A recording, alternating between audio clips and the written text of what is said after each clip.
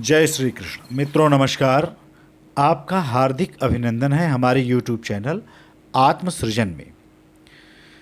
आइए मित्रों, श्रीमद् भगवद गीता के 6वें अध्याय का हिंदी रूपांतर श्रवण करते हैं। ओम श्री परमात्मने नमः। 6वां अध्याय। उसके उपरांत श्री कृष्ण महाराज बोले, हे अर्जुन,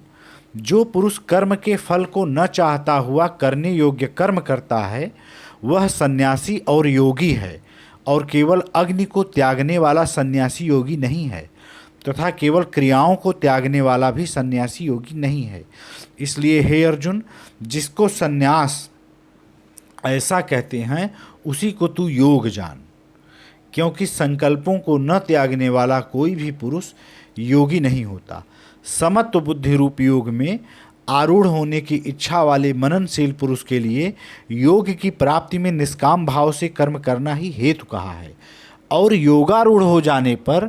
उस योगारूढ़ पुरुष के लिए सर्व संकल्पों का अभाव ही कल्याण में हेतु कहा है।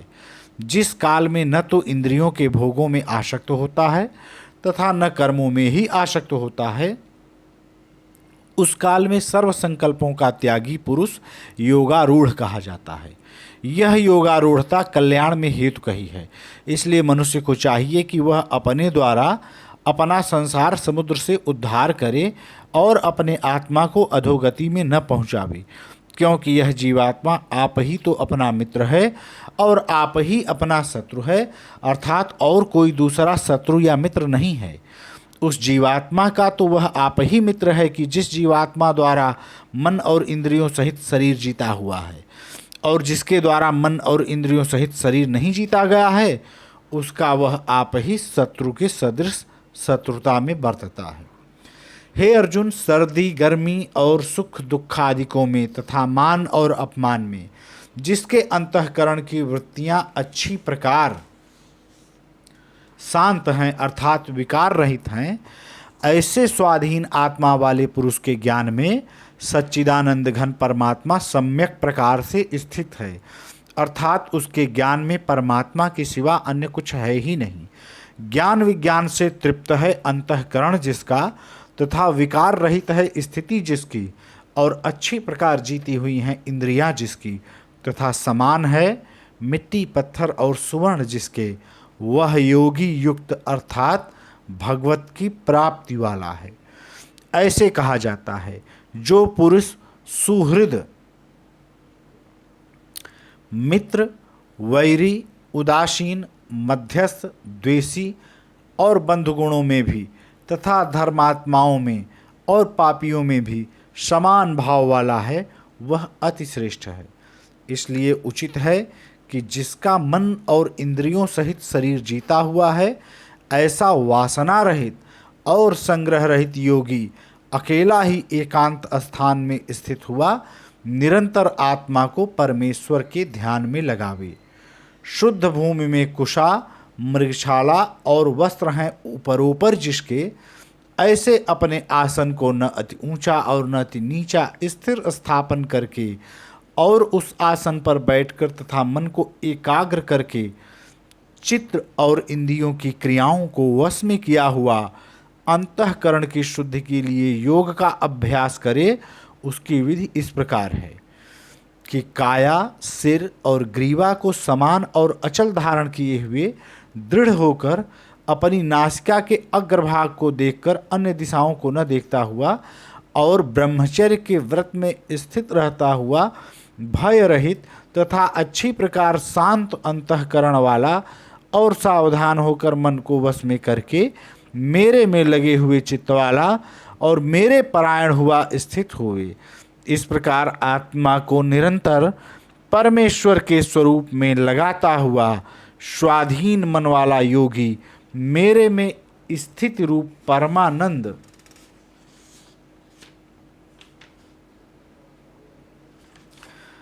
पराकाष्ठा वाली शांति को प्राप्त होता है। परंतु हे अर्जुन, यह योग न तो बहुत खाने वाले का सिद्ध होता है और न बिल्कुल न खाने वाले का, तथा न अतिशयन करने वाले के स्वभाव वाले का और न अत्यंत जागने वाले का ही सिद्ध होता है। यह दुखों का नाश करने वाला योग तो यथा योग्य आहार और विहार करने वाले का तथा कर्मों में यथा योग्य चेष्टा करने वाले का और यथा योग्य शयन करने तथा जागने वाले का ही सिद्ध होता है। इस प्रकार योग के अभ्यास से अत्यंत वश में किया हुआ चित्त जिस काल में परमात्मा में ही भली प्रकार स्थित हो जाता है, उस काल में संपूर्ण कामनाओं से स्पृहा रहित हुआ पुरुष योग युक्त ऐसा कहा जाता है। जिस प्रकार वायु रहित स्थान में स्थित दीपक चलायमान नहीं होता, वैसे ही उपमा परमात्मा के ध्यान में लगे हुए योगी के जीते हुए चित्त की कही गई है। हे अर्जुन, जिस अवस्था में योग के अभ्यास से निरुद्ध हुआ चित्त उपराम हो जाता है और जिस अवस्था में परमेश्वर के ध्यान से शुद्ध हुई सूक्ष्म बुद्धि द्वारा परमात्मा को साक्षात करता हुआ सच्चिदानंद घन परमात्मा में ही संतुष्ट होता है तथा इंद्रियों से अतीत केवल शुद्ध हुई सूक्ष्म बुद्धि द्वारा ग्रहण करने योग्य जो अनंत आनंद है, उसको जिस अवस्था में अनुभव करता है और जिस अवस्था में स्थित हुआ यह योगी भगवत स्वरूप से नहीं चलायमान होता है और परमेश्वर की प्राप्ति रूप जिस लाभ को प्राप्त होकर उससे अधिक दूसरा कुछ भी लाभ नहीं मानता है और भगवत प्राप्ति रूप जिस अवस्था में स्थित हुआ योगी बड़े भारी दुख से भी चलायमान नहीं होता है, जो दुख रूप संसार के संयोग से रहित है तथा जिसका नाम योग है, उसको जानना चाहिए। वह योग न उकताए हुए चित्त से अर्थात तत्पर हुए चित्त से निश्चय पूर्वक करना कर्तव्य है। इसलिए मनुष्य को चाहिए कि संकल्प से उत्पन्न होने वाली संपूर्ण कामनाओं को निःशेषता से अर्थात वासना और आसक्ति सहित त्याग कर और मन के द्वारा इंद्रियों के समुदाय को सब ओर से ही अच्छी प्रकार वश में करके क्रम क्रम से अभ्यास करता हुआ उपरामता को प्राप्त हुए तथा धैर्य युक्त बुद्धि द्वारा मन को परमात्मा में स्थित करके परमात्मा के सिवा और कुछ भी चिंतन न करे, परंतु जिसका मन वश में नहीं हुआ हो उसको चाहिए कि यह स्थिर न रहने वाला और चंचल मन जिस जिस कारण से सांसारिक पदार्थों में विचरता है उससे रोक कर बारंबार परमात्मा में ही निरोध करे, क्योंकि जिसका मन अच्छी प्रकार शांत है और जो पाप से रहित है और जिसका रजोगुण शांत हो गया है, ऐसे इस सच्चिदानंद घन ब्रह्म के साथ एक ही भाव हुए योगी को अति उत्तम आनंद प्राप्त होता है। वह पाप रहित योगी इस प्रकार निरंतर आत्मा को परमात्मा में लगाता हुआ सुखपूर्वक पर ब्रह्म परमात्मा की प्राप्ति रूप अनंत आनंद को अनुभव करता है। हे अर्जुन, सर्वव्यापी अनंत चेतन में एक ही भाव से स्थित रूप योग से युक्त हुए आत्मा वाला तथा सब में समभाव से देखने वाला योगी आत्मा को संपूर्ण भूतों में बर्फ में जल के सदृश व्यापक देखता है और संपूर्ण भूतों को आत्मा में देखता है, अर्थात जैसे स्वप्न से जगा हुआ पुरुष स्वप्न के संसार को अपने अंतर्गत संकल्प के आधार देखता है, वैसे ही वह पुरुष संपूर्ण भूतों को अपने सर्वव्यापी अनंत चेतन आत्मा के अंतर्गत संकल्प के आधार देखता है। जो पुरुष संपूर्ण भूतों में सबके आत्मरूप मुझ वासुदेव को ही व्यापक देखता है और संपूर्ण भूतों को मुझ वासुदेव के अंतर्गत देखता है, उसके लिए मैं अदृश्य नहीं होता हूँ और वह मेरे लिए अदृश्य नहीं होता है, क्योंकि वह मेरे में एक ही भाव से स्थित है। इस प्रकार जो पुरुष एक ही भाव में स्थित हुआ संपूर्ण भूतों में आत्म रूप से स्थित मुझ सच्चिदानंद घन वासुदेव को भजता है, वह योगी सब प्रकार से बरतता हुआ भी मेरे में ही बरतता है, क्योंकि उसके अनुभव में मेरे सिवा अन्य कुछ है ही नहीं। हे अर्जुन, जो योगी अपनी सादृश्यता से संपूर्ण भूतों में सम देखता है और सुख अथवा दुख को भी सब में सम देखता है, वह योगी परम श्रेष्ठ माना गया है। इस प्रकार भगवान के वाक्यों को सुनकर अर्जुन बोला, हे मधुसूदन, जो यह ध्यान योग आपने समत्व भाव से कहा है, इसकी मैं मन के चंचल होने से बहुत काल तक ठहरने वाली स्थिति को नहीं देखता हूँ। क्योंकि हे कृष्ण, यह मन बड़ा चंचल और प्रमथन स्वभाव वाला है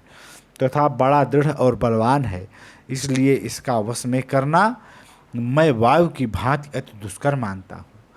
इस प्रकार अर्जुन के पूछने पर श्री कृष्ण भगवान बोले, हे महाबाहो, निस्संदेह मन चंचल और कठिनता से वश में होने वाला है, परंतु हे कुंतीपुत्र अर्जुन, अभ्यास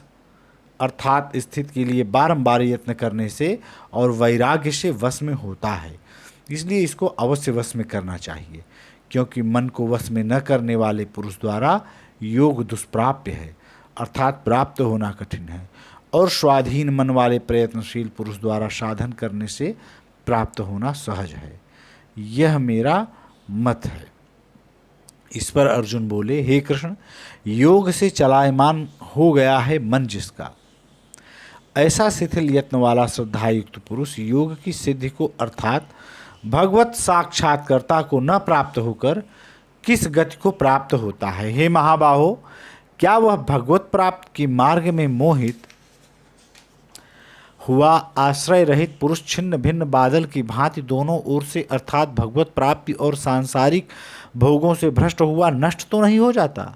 हे कृष्ण, मेरे इस संशय को संपूर्णता से छेदन करने के लिए आप ही योग्य हैं, क्योंकि आपके सिवा दूसरा इस संशय का छेदन करने वाला मिलना संभव नहीं है। इस प्रकार अर्जुन के पूछने पर श्री कृष्ण भगवान बोले, हे पार्थ, उस पुरुष का न तो इस लोक में और न परलोक में ही नाश होता है, क्योंकि हे प्यारे, कोई भी शुभ कर्म करने वाला अर्थात भगवत अर्थ कर्म करने वाला दुर्गति को नहीं प्राप्त होता, किंतु वह योग भ्रष्ट पुरुष पुण्यवानों के लोकों को अर्थात स्वर्गादिक उत्तम लोकों को प्राप्त होकर उनमें बहुत वर्षों तक वास करके शुद्ध आचरण वाले श्रीमान पुरुषों के घर में जन्म लेता है, अथवा वैराग्यवान पुरुष उन लोकों में न जाकर ज्ञानवानी योगियों के ही कुल में जन्म लेता है। परंतु इस प्रकार का जो यह जन्म है, सो संसार में निस्संदेह अति दुर्लभ है। वह पुरुष वहाँ उस पहले शरीर में साधन किए हुए बुद्धि के संयोग को अर्थात समत्व बुद्धि योग के संस्कारों को अनायास ही प्राप्त हो जाता है। और हे कुरुनंदन, उसके प्रभाव से फिर अच्छी प्रकार भगवत प्राप्त के निमित्त यत्न करता है। वह विषयों के वश में हुआ भी उस पहले के अभ्यास से ही निस्संदेह भगवत की ओर आकर्षित किया जाता है, तथा समत्व बुद्धि रूप योग का जिज्ञासु भी वेद में कहे हुए सकाम कर्मों के फल को उल्लंघन कर जाता है। जबकि इस प्रकार मंद प्रयत्न करने वाला योगी भी परम गति को प्राप्त हो जाता है। तब क्या कहना है अनेक जन्मों से अंतःकरण की शुद्धि रूप सिद्धि को प्राप्त हुआ और अति प्रयत्न से अभ्यास करने वाला योगी संपूर्ण पापों से अच्छी प्रकार शुद्ध होकर उस साधन के प्रभाव से परम गति को प्राप्त होता है, अर्थात परमात्मा को प्राप्त होता है। क्योंकि योगी तपस्वियों से श्रेष्ठ है और शास्त्र के ज्ञान वालों से भी श्रेष्ठ माना गया है, तथा सकाम कर्म करने वालों से भी योगी श्रेष्ठ है। इससे हे अर्जुन, तू योगी हो। हे प्यारे, संपूर्ण योगियों में भी जो श्रद्धावान योगी मेरे में लगे हुए अंतरात्मा से मेरे को निरंतर भजता है, वह योगी मुझे परम श्रेष्ठ मान्य है। इति श्रीमद्भगवद्गीता रूपी उपनिषद एवं ब्रह्म विद्या तथा योग शास्त्र विषयक श्री कृष्ण और अर्जुन के संवाद में